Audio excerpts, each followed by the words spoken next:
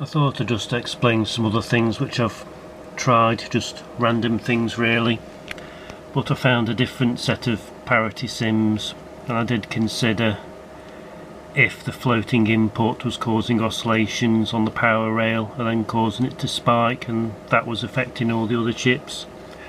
So what I actually did was solder some thin wires onto the other set of sims and tied them all to ground just to rule that out. It basically made no difference whatsoever. So other than literally the current draw of the extra parity chip, there doesn't really seem to be any difference. So then I considered soldering more capacitance across this one.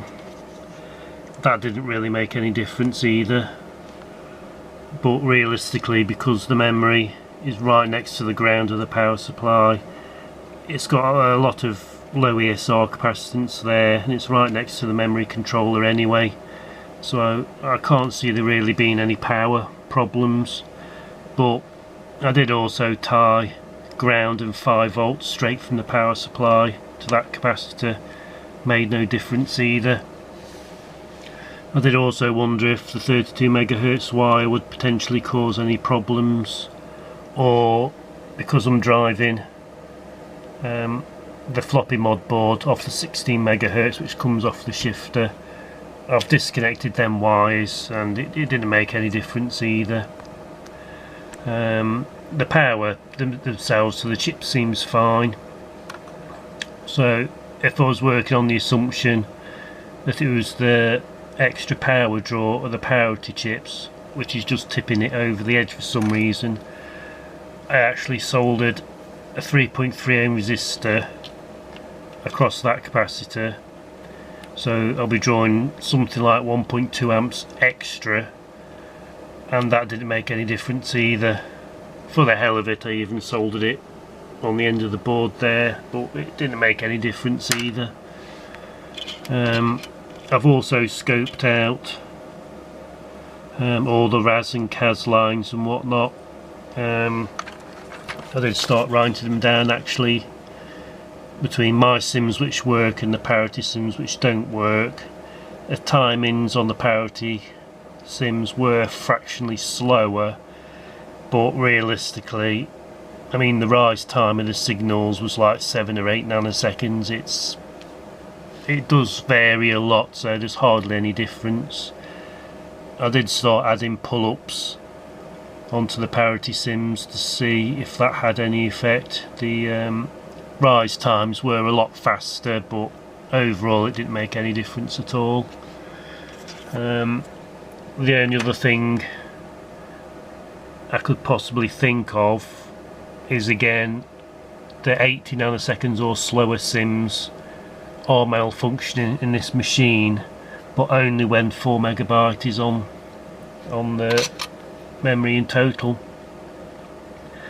But it's a bit of a long shot which I probably won't really look into, but I did also wonder if the sims themselves were not grounded properly. I think it's maybe unlikely. Can't really tell on that one, but a lot of sims just have the tracks running straight from left to right, so I did wonder, well, maybe they've just used one ground point and then they've daisy chained all the grounds together, which is a very bad thing to do, and if the parity chip's on the end of the chain, that could just draw enough power just to destabilise the whole chain. But it's a bit of a long shot, and while it is technically possible, I'm not really going to start diagnosing sims to see if there's grounding problems on them or not. I'll keep it in mind for now, but looking at other sims, she's probably a good example of one where everything runs from left to right. I mean, if some manufacturers did just take one ground point and run it all across like that, that is just really asking for trouble in my book. But as to if any of the manufacturers have really been that stupid or that's idiotic to do that sort of thing is another matter, but again, I'm not going to spend any more time on this. It's just, I'll just go back to the same thing, that I need to find some slower sims, some 1 megabyte ones, just to confirm that it is actually the speed of the sim itself which is causing the problem. And as I've said in a previous video, it only seems to happen with the 1712 shifter. That shifter only seems to cause problems on certain motherboards. Again, it's very difficult to diagnose why this actually happens, and only on some boards. I think it's just probably down to raw tolerances on them more than anything. I did find another board, this one, it's seen better days, but the majority of the boards I've got have an integrated blitter, so I just wanted to try and keep the motherboard revision itself as close to the problematic one as I could, but I've not been able to get this board to malfunction with the 1712 shifter. I have actually swapped the shifters around, and I've even swapped the blitters and the CPUs around. I've tried different RAM and everything, and it doesn't seem to cause any problems on this board. Well, as I said in a previous video, it is a slightly early revision because that chip's soldered on top of another one, whereas on this one it's actually soldered on the board. But I would have thought both these revisions would potentially have the same problem. I think it's just down to pot luck really. If a motherboard malfunctions, and if it is going to malfunction, it's going to malfunction with the 1712 shifter.